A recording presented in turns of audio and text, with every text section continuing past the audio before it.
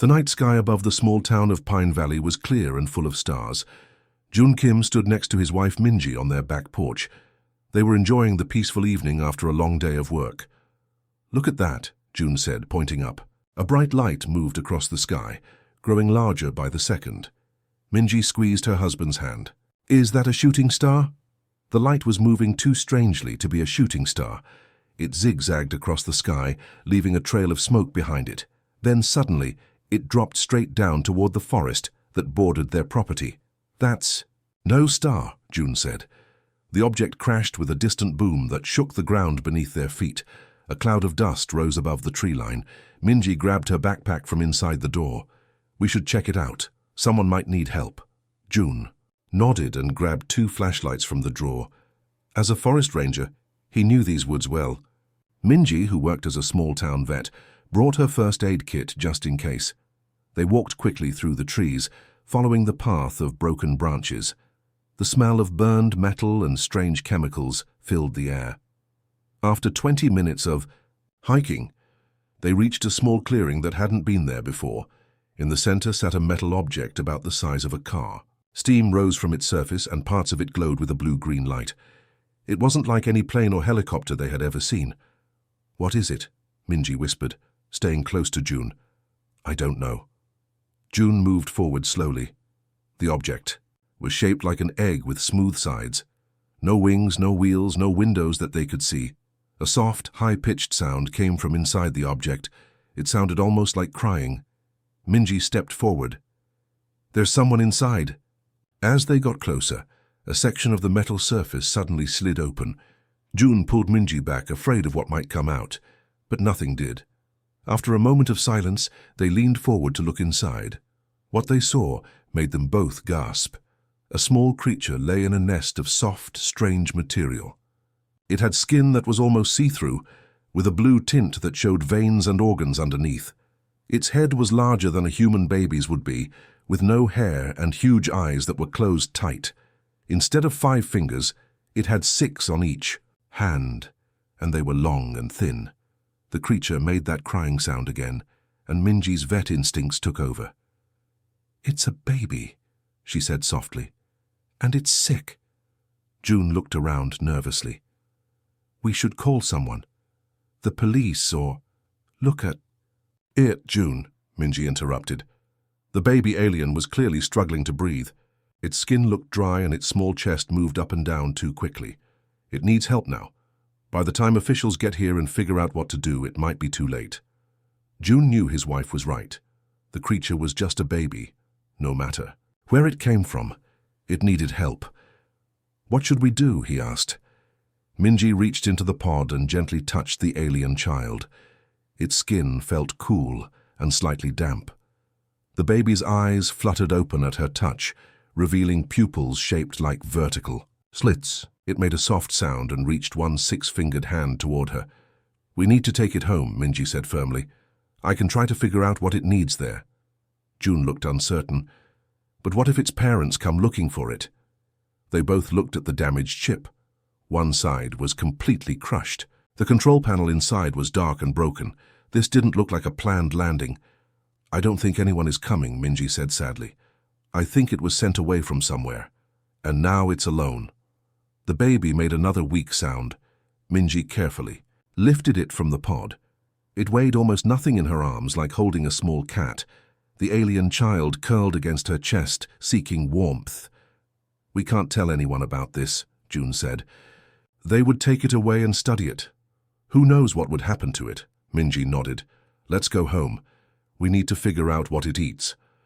As they walked back through the dark forest, the alien baby grew quieter in Minji's arms. Its breathing seemed to be getting weaker. "Hurry," she whispered to Jun. "I think it's starving." They moved quickly through the trees, carrying their strange new responsibility. Behind them, the empty pod continued to glow faintly in the darkness. The couple didn't know it yet, but their lives had just changed forever. The stars that had always seemed so distant had suddenly delivered a miracle right to their doorstep. Now they just had to keep that miracle alive. The morning after finding the alien baby, Jun and Minji Kim sat at their kitchen table looking worried.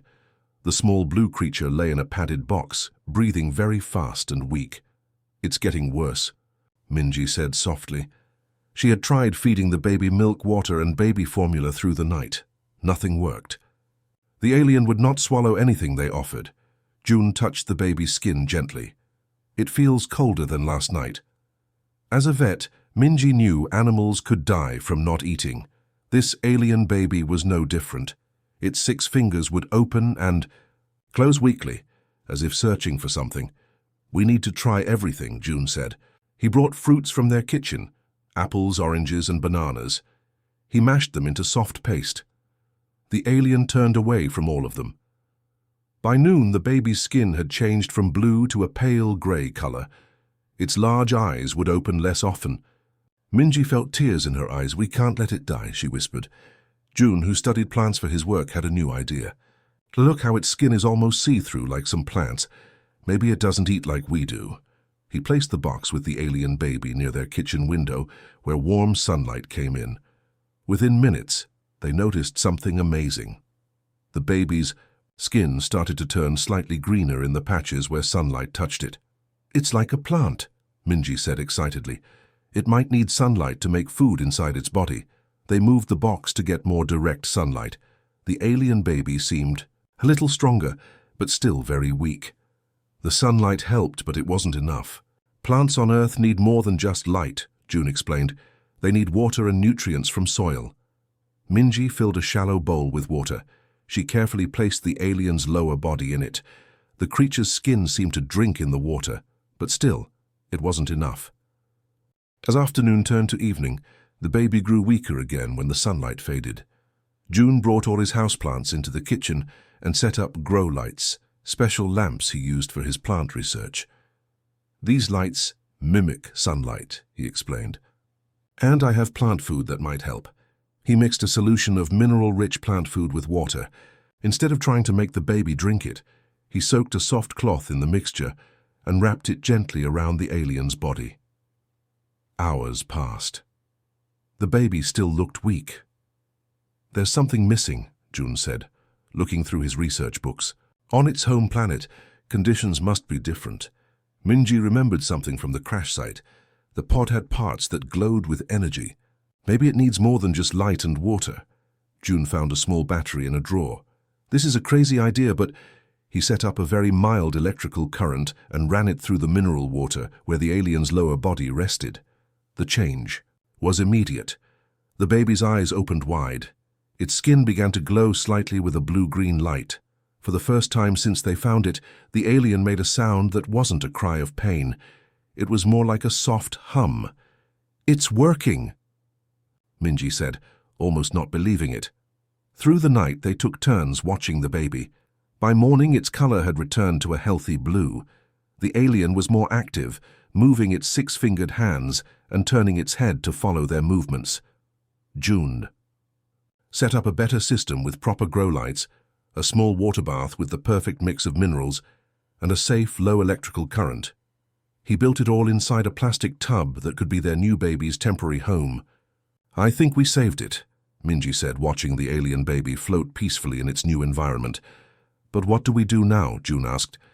"We can't exactly take it to a doctor for checkups." Minji smiled at the strange child they had rescued. "We learn, we adapt. We figure it out together." The alien reached up with all 6 fingers on one hand, as if trying to touch Minji's face. When she leaned down, she felt a strange, warm feeling in her mind, like a thank you without words. "I think it understands us," she whispered. June nodded. "And I think it just became our child." Outside, the sun rose higher in the sky. Inside the Kim's house, a new family was forming, one unlike any other on Earth. 3 months had passed since year. June and Minji found the alien baby they named Haru. What began as a small nursery corner in their living room had grown into something much more impressive. "Haru needs a proper growing space," June had said. He converted their spare bedroom into what they called the garden room. The walls were lined with special reflective material. Grow lights hung from the ceiling, creating a soft purple-blue glow. In the center of the room sat a small pool filled with mineral-rich water and gentle electrical currents that Haru needed to thrive. Minji entered the garden room with a new mixture of nutrients. "Breakfast time, little one," she called. Softly, Haru was floating in the small pool, but unlike 3 months ago, the alien child no longer looked like a helpless infant. Haru had grown to the size of a human 1-year-old, despite being with them for only a quarter of that time. "Growing so fast," June said, joining his wife. "Human babies take much longer to develop." Haru's skin had changed too. It was still blue and slightly see-through, but now had patterns that looked like tiny stars or galaxies swirling beneath the surface. The large eyes, once always closed in pain, now watched everything with obvious intelligence. Haru raised all 6 fingers on both hands toward Minji, who smiled and lifted the child from the pool. Unlike regular human children, Haru didn't need to wear clothes. The alien's skin didn't get cold or damaged easily anymore. "I think Haru wants to try walking again," Minji said. She set Haru down on the soft floor mat. The child stood on 2, legs wobbling slightly. Haru had learned to walk just a week ago, much faster than a human baby would. Now the alien took 4 confident steps before falling gently onto the mat. June clapped. "Well done." Something unexpected happened next. Without speaking out loud, both June and Minji heard a happy feeling in their minds. It wasn't words exactly, more like the feeling of sunshine after rain. "Did you feel that?" Minji asked, looking at June with wide eyes. June nodded slowly. "I think Haru just shared feelings with us through our minds." They watched as Haru looked back and forth between them, the large vertical pupil eyes blinking slowly. Then another feeling came to them, curiosity mixed with something like love. "Telepathy," June whispered. "Haru can speak to us without words." Over the following weeks, they learned more about their alien child. Haru could share not just feelings but simple images and ideas directly into their minds. One day, Haru shared a picture of 2 suns shining over strange purple plants. Perhaps a memory of home. "A binary star system," June said after researching what Haru had shown them. 2 suns instead of 1. That explains why Haru needs so much light. Minji worried about taking Haru outside. What if someone sees? What if government scientists find out and take Haru away for tests? June had thought of this too. He set up special curtains and shields around their property. He built a small garden dome where Haru could experience real sunlight safely hidden from view. "We need to teach Haru about being careful," Minji said as they watched their child absorb sunlight in the dome, "about hiding from others who might not understand." As if hearing this thought, Haru turned to them and shared an image in their minds of Haru with skin that looked less blue, more human-like. "Can you change how you look?" June asked, amazed. Haru's skin slowly shifted, becoming less transparent. The blue color faded to a pale peach that might pass for human at a distance. It wasn't perfect, but it was remarkable. "Amazing," Minji whispered. That night, they sat together in the living room. Haru was learning to draw, making strange circular patterns that seemed to mean something to the alien child. "We're parents now," June said quietly to Minji. "To the most special child on Earth." Minji nodded, watching Haru concentrate on drawing. "I wonder what Haru will be able to do in another 3 months, or a year." Haru looked up at them and shared a new feeling, one of belonging and safety. For the first time since crashing on Earth, Haru had found home. The morning light filtered through the special curtains in the Kim family's home. Haru was now the size of a human 5-year-old, though only 8 months had passed since the crash. June watched as Haru practiced changing skin color, now able to look almost completely human for short periods. "Amazing progress," June said, proudly. "But remember, even when you look human, you must be careful about using your abilities around others." Haru nodded and sent a feeling of understanding into June's mind.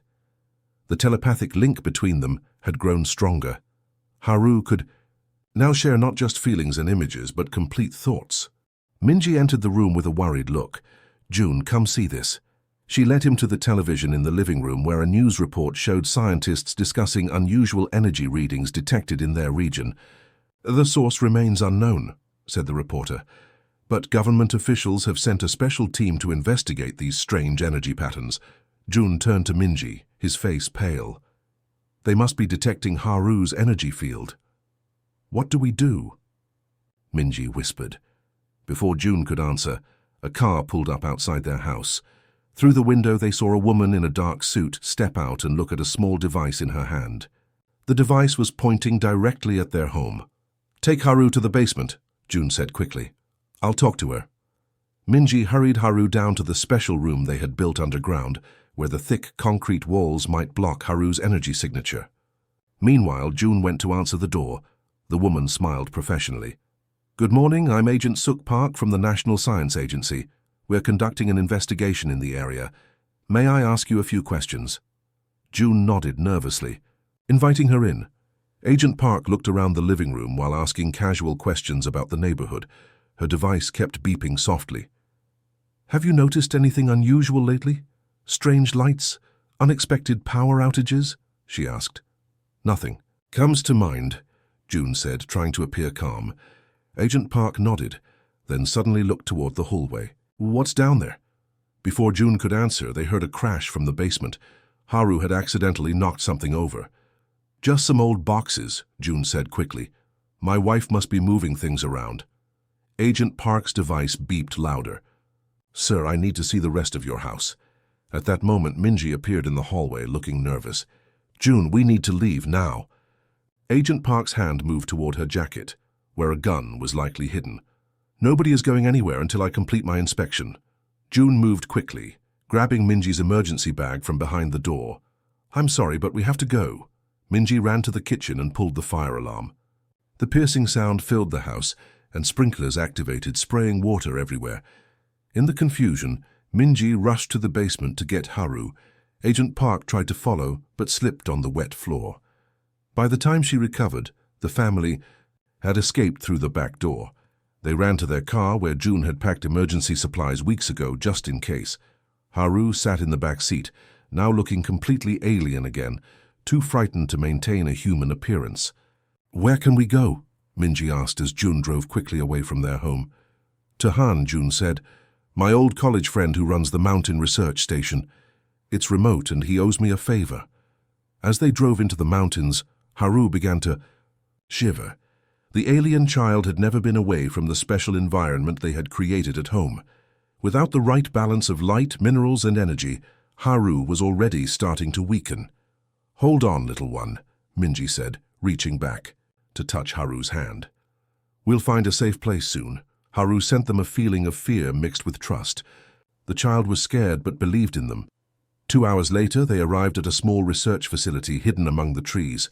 Han, Jun's friend, was shocked to see them, and even more shocked when he saw Haru. But after a brief explanation, he agreed to help. "You can stay in the lower lab," Han said. "It's secure and has its own power system." They quickly set up a temporary space for Haru, but it wasn't enough. By nightfall, Haru's skin had turned pale, and the child was having trouble breathing. "Earth's bacteria," Minji said with sudden understanding. "Haru's never been exposed to outside germs before." Jun looked at their sick child with determination in his eyes. "We need equipment from our house. I have to go back." "But the agents—" "We'll be watching," Minji said. Jun nodded grimly. "I know, but if I don't go, Haru won't survive the night." The mountain research station was quiet in the early morning darkness. Minji sat beside Haru, who lay on a makeshift bed, skin pale and breathing shallow. The alien child's condition had worsened through the night. "Where is Jun?" Minji whispered, checking her watch again. Her husband had left hours ago to retrieve the special equipment from their home. Han, Jun's scientist friend, entered the room with a worried look. "Someone's coming up the road." Minji's heart sank. "Is it Jun?" Han shook his head. "It's a government vehicle." Through the window they saw Agent Park stepping out of her car. She was alone, scanning the area with her detection device. "Hide," Han said. "I'll talk to her." Minji hid with Haru in a small storage room while Han went outside. She could hear muffled voices but couldn't make out what they were saying. Then the door opened and footsteps approached. "Minji." It was Jun's voice. It's okay. Come out. When Minji stepped out with Haru in her arms, she was shocked to see Agent Park standing next to June. But instead of looking threatening, the agent seemed concerned. "Your husband explained everything," Agent Park said softly. "I want to help." Minji looked at June in confusion. He nodded reassuringly and held up a bag of equipment from their home. "Agent Park helped me get this," he explained. "She followed me back here, but not to arrest us." "I was sent to find the source of the energy readings," Agent Park said, looking at Haru with wonder in her eyes. "But I never expected this. A child from another world." Minji still held Haru protectively. "Why should we trust you?" Agent Park stepped forward slowly. "Because I have a choice between following orders or doing what's right. And your child needs help now." Together they set up the equipment June had brought. They created a sterile space with the right combination of light, minerals, and energy that Haru needed.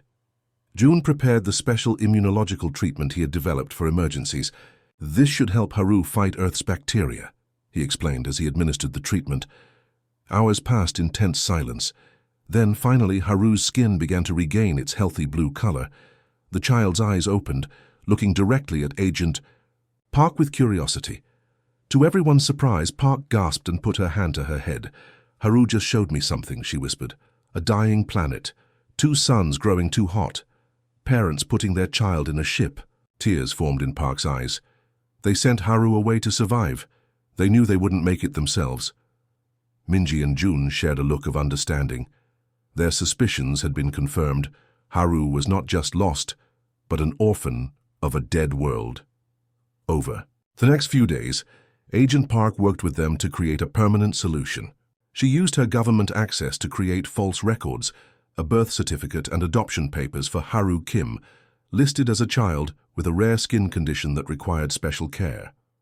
"My superiors think the energy readings were from an experimental satellite that burned up in the atmosphere," Park explained. "As far as they know, the case is closed." She helped them set up a new home deeper in the mountains, where they could live safely. Han agreed to let them use part of the research facility, converting it into a living space where Haru could grow and learn. "Why did you help us?" June asked Park one evening as they watched Haru playing with light patterns on the wall. Park smiled. "Because when I saw you with Haru, I didn't see an alien threat. I saw a family."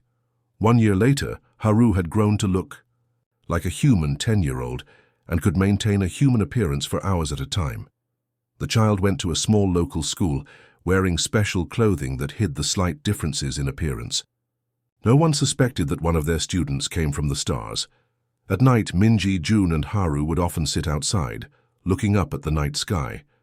Haru would point to a distant star system, sharing memories of home. "Are you sad?"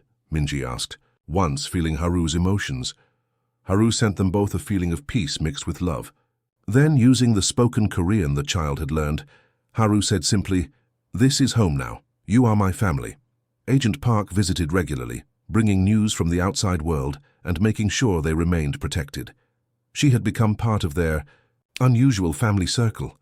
2 worlds had collided by chance, and something beautiful had emerged, proof that love could transcend the stars themselves.